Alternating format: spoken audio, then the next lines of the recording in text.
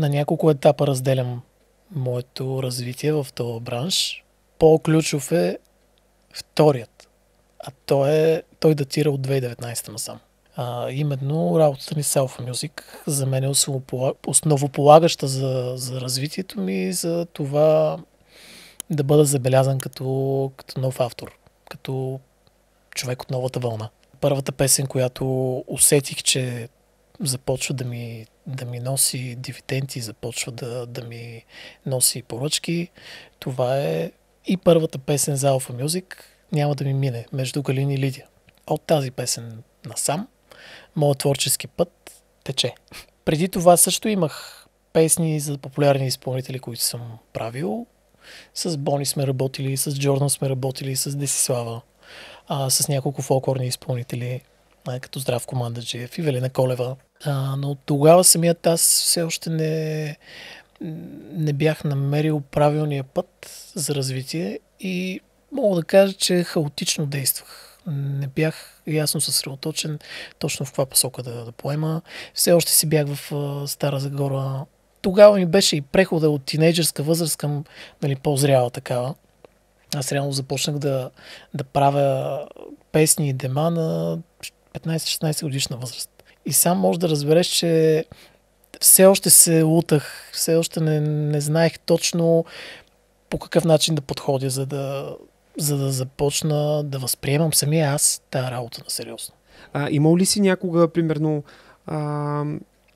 съмнение или да кажем, да си казвала, не искам да правя чалга, защото не искам да влизам в този жанр. Искам, примерно, да правя фолклорни неща или алтернативни неща, или пък искам да правя чалга. Именно в този етап, за който споменавам, че се лутах, тогава се колебаех между популярната музика поп-фолк и поп-R&B стила.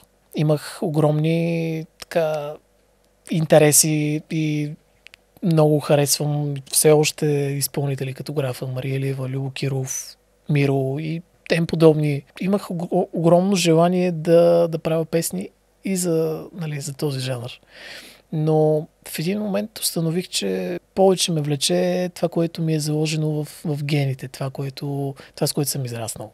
Балканската музика, народната музика, кючеците, разбираш ли? В смисъл, тази музика, която съдържа в себе си, бих казал, допамин. И тази музика, която много по-голям брой хора харесват и консумират. Циганската музика си е част от това поп-фолка всъщност да е там, където е. В крайна сметка това е музика, която е създадена хората да разпускат и така нататък. Сега няма смисъл да задълбавам в тази тематика, но ясно ми стана всъщност за какво говориш. Мога да допълня, извинявай, че те прекъсвам. Имах няколко разочарования, свързани с поп-артисти, и това допълнително затвърди в мен желанието да се насоча в поп-фолка и да не си губя времето.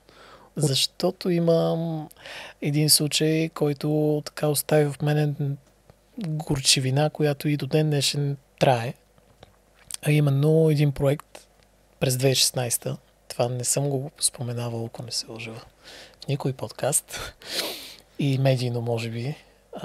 Една песен на Гери Никол, I'm the Queen се казва, чието аранжимент е започнат от мен, направен от мен и предаден на човекът, който го е поръчал. Впоследствие, реализирайки се този проект, аз разбирам, че артистът, който изпълнява тази песен, не е наясно кой стои зад проекта. И това допълнително ме настрои да не очаквам нищо от този бранш. От поп средите, по-конкретно, защото може би оцелих, както се казва, гьоравото, и това ме разочарова много.